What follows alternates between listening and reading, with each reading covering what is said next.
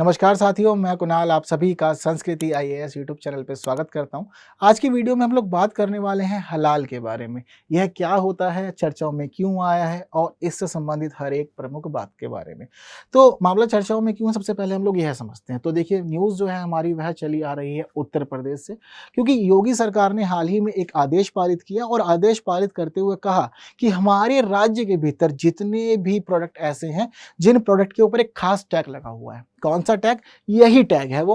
अगर किसी प्रोडक्ट के ऊपर यह टैग दिख गया जिसमें आप यह बता रहे हैं कि राज्य में बेचे जाने वाला उत्पाद 100% हलाल सर्टिफाइड है, तो ऐसी स्थिति में अब राज्य के अंदर उस पदार्थ की बिक्री नहीं होगी।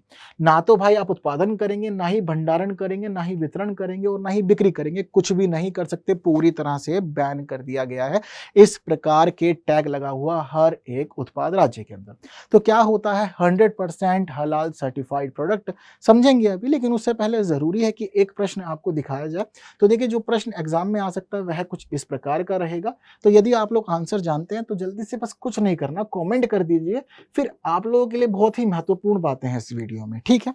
सबसे पहले देखते हैं कि योगी सरकार ने इसको बैन क्यों किया, उसके पीछे का रीजन क्या है। तो अभी क्या है स्थिति, राज्य में ना दो प्रकार के प्रोडक्ट बिकते हैं। जैसे कि मैंने आपको बताया कि एक प्रोडक्ट ऐसा है कि जिसके ऊपर लिखा हुआ है 100% हलाल सर्टिफाइड, ठीक है। अब हलाल सर्टिफाइड प्रोडक्ट बेचे क्यों जा रहे हैं, ये है आप समझिए। तो देखिए, इस्लाम धर्म के अंदर एक खास मान्यता है। इस्लाम जो कानून है वह कहता है कि आप लोग अपने जीवन में जो भी काम करेंगे वह हलाल के तहत होना चाहिए। चाहे आप खाएंगे पिएंगे या फिर आप कोई व्यापार कर रहे हैं, किसी वस्तु को खरीद रहे हैं, किसी की बिक्री कर रहे हैं।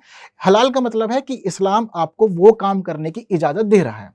तो यही जो स्थिति है ना, यह खाने पीने में भी लागू होती है। अब खाने पीने के मामले में इस्लाम धर्म आपको जिन चीजों की इजाजत देता है वह तो हो गए हलाल। तो इसी वजह से बहुत सारी कंपनियों ने क्या किया, जो चाहती थी कि मुस्लिम उपभोक्ताओं को अट्रैक्ट करे, उन्होंने अपने वस्तुओं के ऊपर टैग लगाना शुरू कर दिया कि हमारा वस्तु जो है वह 100% हलाल सर्टिफाइड है। तो इसकी वजह से जो मुस्लिम बहुत सारे उपभोक्ता थे वह अट्रैक्ट हो गए। पर क्या होता है कि आप सभी जानते हैं कि हमारा जो मार्केट है वह कैसा है, एक अधिकार नहीं है। आपके यहाँ पर परफेक्ट कॉम्पिटिशन रहेगा और परफेक्ट कॉम्पिटिशन की स्थिति यह है कि बहुत सारे अलग अलग प्रोड्यूसर्स होंगे। तो एक तरफ तो वो प्रोड्यूसर्स हो गए जो टैग लगा के बेच रहे हैं और मुस्लिम उपभोक्ता को आकर्षित कर रहे हैं। अब इसका जो प्रभाव था, इसका गलत प्रभाव पड़ा दूसरे लोगों के ऊपर जो इस तरह से अपनी वस्तु नहीं बेच रहे, वो दिखा ही नहीं रहे कि हमारी वस्तु हलाल सर्टिफाइड है। तो क्या हुआ कि जो हलाल सर्टिफाइड वस्तुएं थी उनकी बिक्री लगातार तेजी से बढ़ती गई, मांग बढ़ती गई और जितने भी प्रोड्यूसर थे उनको प्रॉफिट हुआ। वहीं अब जो दूसरे थे जो इस प्रकार से वस्तुएं नहीं बेच रहे थे, उनको घाटा देखना पड़ रहा था, उनकी वस्तुएं नहीं बिक रही थी। तो उन्होंने पता किया कि चक्कर क्या है, मार्केट में वस्तु क्यों कम बिक रही है। तो पता लगा कि भाई मुस्लिम उपभोक्ताओं को आकर्षित करने के लिए बहुत सारी कंपनी ऐसा काम कर रही है। तो योगी सरकार ने फिर क्या किया, एक पूरी मीटिंग बैठाई और मीटिंग बिठाने के बाद में भी मामले पर संज्ञान लिया और बाद में एक आदेश पारित किया। जो आदेश पारित किया गया है उस आदेश को खाद्य सुरक्षा और मानक अधिनियम 2006 के तहत पारित किया गया और इसमें बताया गया कि देखिए, यह जो अधिनियम है मुख्य रूप से हमारे देश में खाद्य उत्पादों के लिए जाना जाता है। पर खाद्य उत्पादों के लिए जाने के बावजूद, उनके प्रमाणीकरण के बावजूद, इसकी जो धारा 89 है जिसके तहत ये बताया गया है कि कौन कौन सी चीजें हमारे देश में बिकेंगी, कैसे कैसे बिकेंगी। जैसे कि आप देखते हैं ना कि बहुत सारे जो पैकेट होते हैं उनके ऊपर रेड टैग और ग्रीन टैग लगा होता है। रेड का मतलब होता है कि यह नॉन वेज वाला है, ठीक है, खाना चाहिए तो आपकी मर्जी है। ग्रीन का मतलब है पूरी तरह से शुद्ध शाकाहारी। तो वही स्थिति है, सब चीज जो बताई गई है वह बताई गई है इस अधिनियम की धारा 89 में। यहां पर कहीं भी नहीं बताया गया कि भाई हमारी मार्केट में हलाल के रूप में कोई प्रोडक्ट बिकेगा। तो आप पहली बात तो इसका उल्लंघन कर रहे हैं। वहीं दूसरी बात यह है कि हमारे देश में यह निर्धारण करने के लिए कि कोई हलाल प्रोडक्ट है या नहीं है, कुछ अधिकारी हैं और कुछ संस्थाएं हैं। कौन बता रही है? इस अधिनियम की धारा 29। अधिकारियों को जिम्मेदारी दी है, संस्थाओं को जिम्मेदारी दी है। तो आप खुद ही वस्तु बना ले रहे हो और खुद ही टैग लगा रहे हो। इसके लिए जरूरी है कि अधिकारियों से और संस्थाओं से परमिशन ली जाए पहले, लेकिन ऐसा भी नहीं देखा गया, ठीक है। वहीं एक तीसरा नियम जो है वह यह है कि ये जो भी मानक हमने निर्धारित किए हैं ना, यह मानक मुख्य रूप से निर्धारित किए गए हैं ताकि हम लोग फॉरेन मार्केट में पार्टिसिपेट कर सकें। जैसे कि अरब कंट्रीज है या जो मुस्लिम कंट्री है, वहां पर जो भी प्रोडक्ट बिकता है वह मुख्य रूप से इसी रूप में बिकता है कि यह प्रोडक्ट हलाल सर्टिफाइड है। अब आप हमारे देश में भी ऐसे बेच रहे हैं, इसका मतलब यह है कि यह नियमों के विरुद्ध है, आपको यह काम नहीं करना। तो इन सभी बातों का ध्यान रखते हुए क्या कहा सरकार ने कि आदेश पारित कर दिया और कहा कि अब राज्य की सीमाओं में ऐसा कुछ नहीं होगा। अब वहीं देखने में यह आया कि बहुत सारे लोग मानते हैं कि हलाल का मतलब सिर्फ नॉन वेज प्रोडक्ट होता है, जबकि ऐसा नहीं है, वेज प्रोडक्ट को भी हलाल माना जाता है। रीज़न क्या है कि ऐसी कोई भी विधि जो इस्लाम के विरुद्ध है, अगर वो चली जाती है तो उसको फिर हराम मान लिया जाता है। तो ऐसे ही क्या होता है कि हमारे बहुत सारे वेज प्रोडक्ट हो गए, जैसे कि दूध उत्पाद हो गया, चीनी हो गया, बेकरी उत्पाद हो गए, पेपरमिंट हो गया, नमकीन, स्नैक्स या खाने का तेल हो गया। इन सब को उत्पादन करने में यदि आपने कुछ ऐसा काम किया जिसकी इजाज़त इस्लाम नहीं देता, जैसे कि सपोज करते हैं अल्कोहल, अल्कोहल इस्लाम के अंदर हराम है। अब कई बार क्या करते हैं हम कि किसी प्रोडक्ट को लंबे समय तक स्टोर करने के लिए या उसकी सुरक्षा के लिए, ताकि कीड़े मकोड़े से बचा रहे, या उसकी साफ सफाई के लिए अल्कोहल का यूज़ कर लिया जाता है, जबकि अल्कोहल इस्लाम के अनुरूप क्या है, हराम हो गया। तो आपने अगर यूज़ कर लिया तो अब वह हलाल सर्टिफाइड नहीं रहेगा, वो हराम में हो जाएगा। तो आप ये सब बातें अपने वेज प्रोडक्ट के ऊपर भी लगा के टैग के माध्यम से दिखाएंगे। एक किस्सा था थोड़े दिन पहले का, आपके साथ मैं भी डिस्कस करना चाहूँगा। वंदे भारत ट्रेन का एक किस्सा हुआ कि एक व्यक्ति था, उस व्यक्ति को ना एक चाय दी गई। अब जो चाय उस व्यक्ति को दी गई ना, उस चाय के पैकेट के ऊपर लिखा हुआ था 100% हलाल सर्टिफाइड।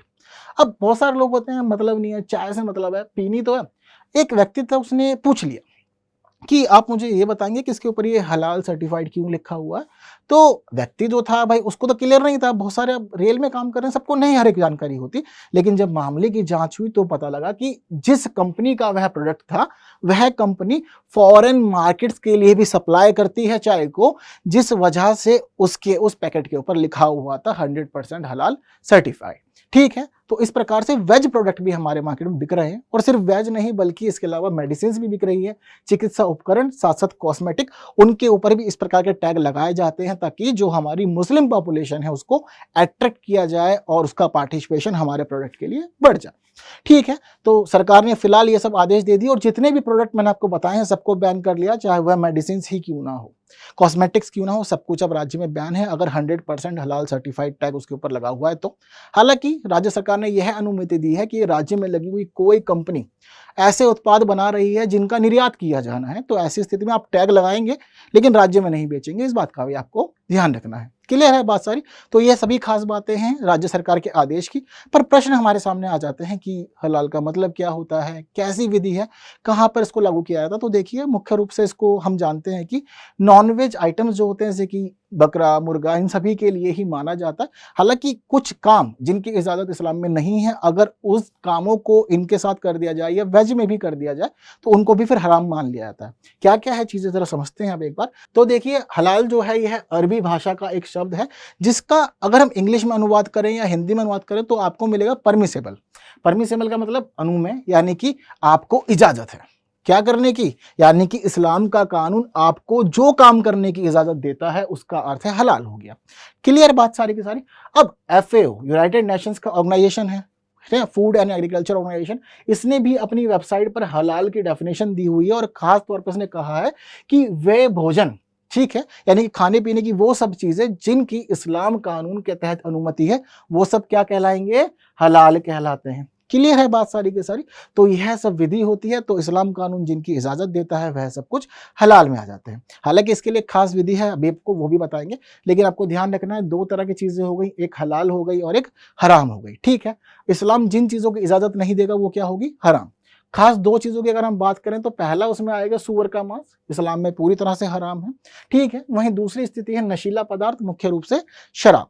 अगर कहीं भी किसी भी उत्पाद में इन दोनों को शामिल कर लिया गया तो इस्लाम के लिए वह पूरी तरह से हराम हो जाते हैं, और जितने भी लोग मुस्लिम हैं उन सबके लिए कहा जाता है कि आप उसका सेवन नहीं करेंगे। सिर्फ सेवन ही नहीं बल्कि खरीद बिक्री किसी काम में आपको शामिल नहीं होना है, इस बात का भी ध्यान रखना। क्लियर है बात सारी की सारी। तो अभी मैंने आपको बताया कि शाकाहारी व्यंजन जो है वह सब भी हो सकते हैं हराम, अगर उसके अंदर अल्कोहल मिला हुआ हो तो, चाहे किसी भी रूप में, है ना। हमारे जो बहुत सारे जो एग्रीकल्चर प्रोडक्ट्स होते हैं उनके लिए भी हम कई बार उनके प्रोडक्शन में अलग अलग केमिकल यूज करते हैं, अगर कहीं पर अल्कोहल का यूज हो गया तो ऐसी स्थिति में उसको भी हराम मान लिया जाएगा। और इसी सब विधि के बाद में, ठीक है, यानी कि इस्लाम में क्या हुआ, देखा हमने कि भाई हलाल का मतलब हुआ परमिसेबल, आपके लिए स्वीकृत है ये चीज। तो हलाल या इस्लाम के अनुरूप अब जो सर्टिफाइड आप कर रहे हैं प्रोडक्ट को, तो आप साफ साफ मुस्लिम अपने उपभोक्ता को बताना चाहते हैं कि हमारा जो उत्पाद तैयार हुआ है वह उत्पाद इस्लाम धर्म के तहत निर्धारित कानूनों के तहत ही तैयार किया गया है। यह है क्लियर, आप इसको इस सर्टिफिकेशन के माध्यम से कर देते हैं। पर इसके लिए क्या विधि है, तो समझते हैं पशुओं वाली विधि।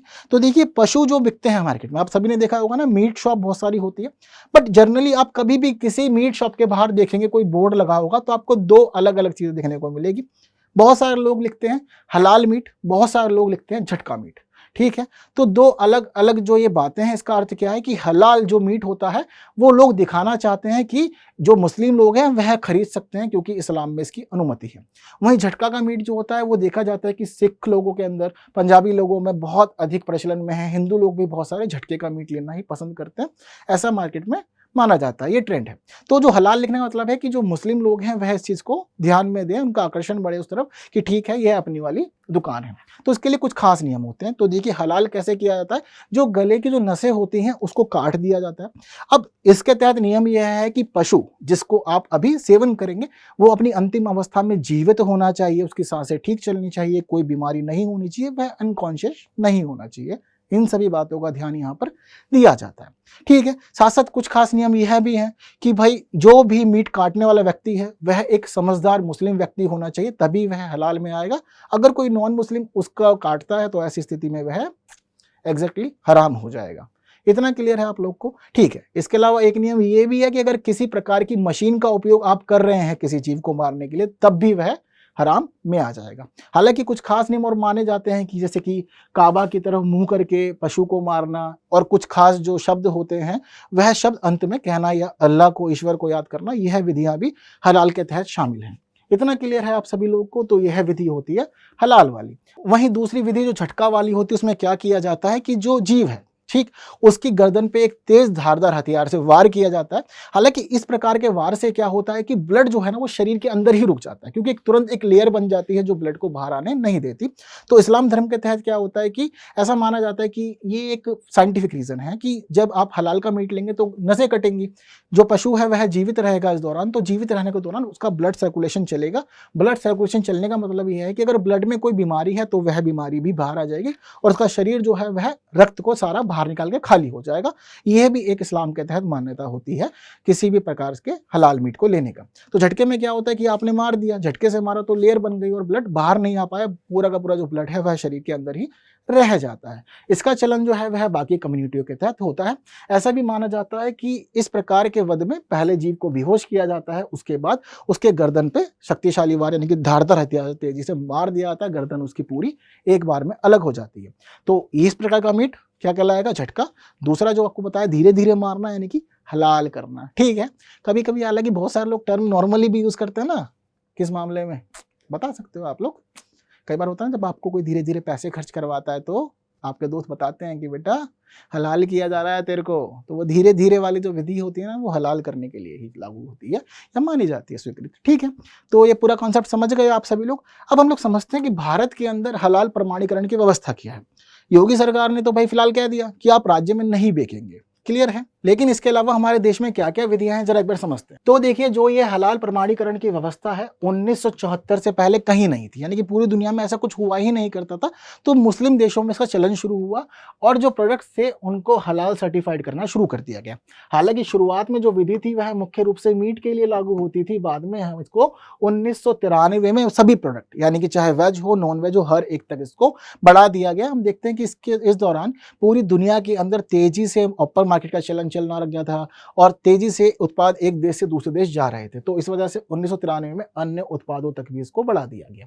हालांकि इसका कोई खास उद्देश्य नहीं है, बस इतना ही उद्देश्य है कि आप बताना चाहते हैं अपने उपभोक्ताओं को कि यह प्रोडक्ट किस तरह से या किस विधि का पालन करते हुए तैयार किया गया है। क्लियर है इतना? चलिए अब भारत की स्थिति समझते हैं, भारत में क्या मामला है।